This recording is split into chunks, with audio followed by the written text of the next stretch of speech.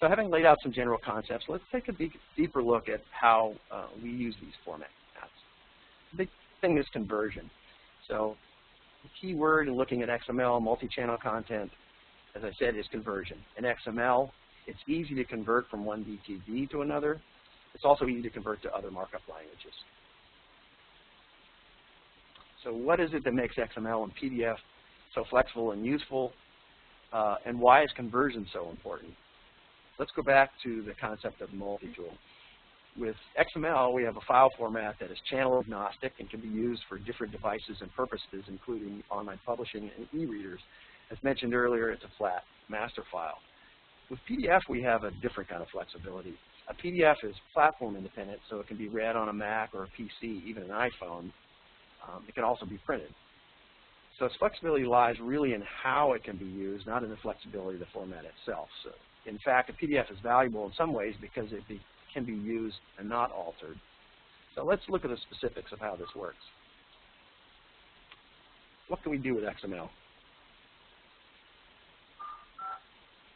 The conference is in lecture mode. Although the focus of the presentation today is on end deliverables, there are production efficiencies gained by using XML as well. One thing we can get from XML is the ability to drive automation in a composition workflow. We do this by creating upfront XML.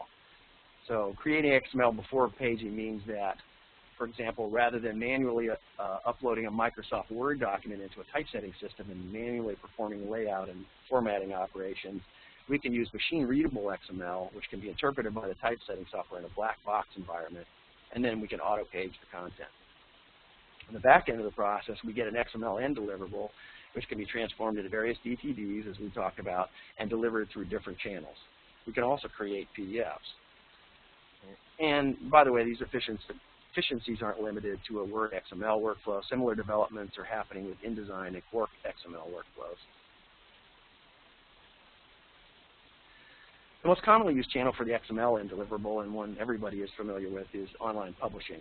This includes, of course, journal and society websites as well as aggregations.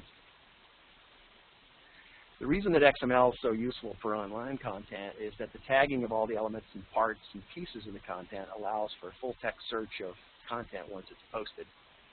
If you think back to the sample where we looked at a reference with XML tagging and that hierarchy and everything, all those tags that were nested inside it, you can usually see how we could search in that one reference alone for the authors, the title, where the article was published in, and so forth. So in a fully tagged complete article, we have an extremely rich database or card catalog to search in. And that content's linked to other sources. So we have searchability and interactivity all made possible by the XML.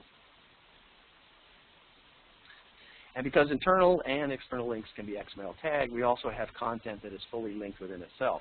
For example, figure callouts linking to figures,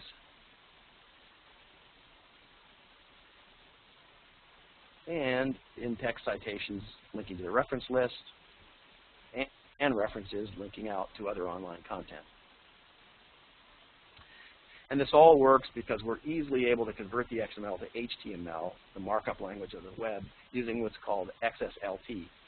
So XSLT stands for Extensible Style Sheet Language Transformations, and it's a language that converts one form of XML to another, or converts XML to other markup languages. And in this case, we're converting XML to HTML. By using HTML, we're able to take the machine-readable XML flat file and display it as human-readable and interactive. Along with the conversion of XML into HTML, XML can be easily converted to multiple DTDs. This means that one XML file coming out of the composition system can be sent to multiple websites and aggregators. So an article tagged, for example, with NLM DTD to be hosted on PubMed Central might also be converted to a different DTD for the journal site if that's something that we need. So XML tag content has a lot of versatility simply within that one channel of online publishing. Another channel that's becoming increasingly important to scholarly publishing is the e-reader and mobile device space. This includes e-readers like Sony Reader, Barnes & Noble Nook, and the iPad, smartphones like the iPhone and Droid, desktop applications like Adobe Digital Editions, and applications like Stanza, which enable transportable content to be read on the iPhone, iPod Touch, and iPod, and you can also read it on the desktop of your computer. The important thing is what all these share in common is that they all accept ePUB as a file format. Now let's look at ePUB. ePUB, which is short for electronic publication, is a file format developed by the International Digital Publishing Forum, IDPF, for reflowable digital books and publications. And it's widely becoming the accepted standard in the industry for ebooks and digital content. It handles MathML, it handles CSS, it handles multimedia. But the primary feature of ePUB is that it's designed for reflowable text. The upside of this is that the content can be optimized and read device by device, which is extremely important. The downside is that reflowable text can cause equations and tables to basically self-destruct. So the publisher can't control the reader experience in terms of line endings in the flow of the text, which is a little scary. But this is not unlike similar issues we ran into with web content and online publishing, and the solution is just to convert equations and tables into images. So if I can get a little technical for a moment, I wanted to kind of dig into ePUB a little bit. It's composed of 3 open standards: the Open Publication Structure, or OPS, the Open Packaging Format, OPF, and the Open Container Format, OCF. Really what we're talking about is display, structure, and package. So it's really that simple. The first standard visually represents the content, so it contains the formatting and instructs the display, and the file format for that is XHTML. The second standard is for the semantic content, the structural content. So it's the actual XML. So we're looking at the structure of the XML. And then the third standard just packages it together. It packages the XML, the XHTML, and any associated files. So we might have image files, we might have multimedia files. It pulls all that together into a single zip file that we can use for transmission, delivery, archiving, etc.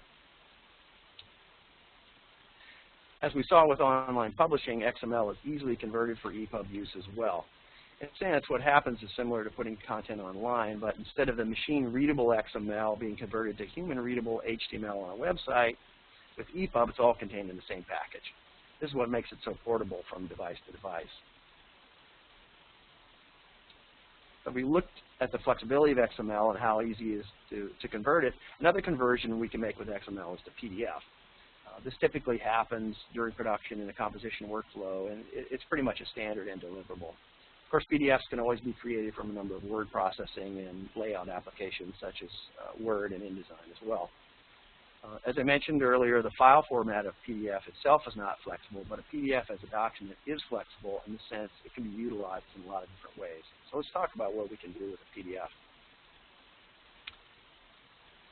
Although we're concentrating on end-user content and delivery channels, as with XML, there are production efficiencies gained with PDF, and I'll briefly mention these. On the editorial and composition side, we use PDFs for digital annotation. I'm sure many of you are using that now. We can add efficiency and cost savings to a workflow by eliminating the need for markup and delivery of hard copy author proofs. On the prepress side, we can upload high-resolution PDFs into a system like Kodak Printergy, and then just use Insight to review and approve proofs in a digital environment. On the end deliverable side, in terms of multi-channel delivery, one important use of the PDF is a high-resolution version for print. The high-res file can be created by a conversion from the XML or created from an application file. In either case, the PDF is uploaded into a digital prepress system and ripped. And if you're not familiar with the term RIP, it's RIP is an acronym for Raster Image Processor. And it's just the process of converting text and images into dots for printing. So high-res PDFs are used, incidentally, in both offset and digital printing. So although the actual mechanism of printing differs between the two, PDF is the standard file type used in prepress for both. We talked about online publishing in detail as it relates to XML, but PDF can be used for this purpose as well. A WebView PDF at 72 DPI can be generated as a composition and deliverable at the same time that the high-res PDF is created to send to print. The advantage of posting a PDF online is that it shows that true representation of the article content as it went to press, like we talked about before, but the disadvantage is the lack of full-text searchability and interactivity that we get with the XML. So if If a PDF is being used for online publishing, the best practice for websites posting PDFs as the primary view for content is to create XML metadata headers for each article. They accompany the PDF, and they're also often used to dynamically create a table of contents for each issue. So basically, we can create the TOC on the fly. A metadata header generally includes the DOI, article title, authors, affiliations, keywords, and the abstract. The TOC is often created by simultaneously using CSS, which is cascading style sheets, to create the display while pulling the article metadata needed from the XML. In summary, it's clear that the way to prepare your content for successful multi-channel distribution is to design workflows powered by flexible formats. For all the reasons shown here today, those formats are XML and PDF. Using the strengths and opportunities made possible by both in combination will provide you with the versatility and extensibility you need to deliver content to your readers in a variety of dynamic ways while staying visible and viable in the rapidly changing world of scholarly publishing. With that, I'll take any questions you may have.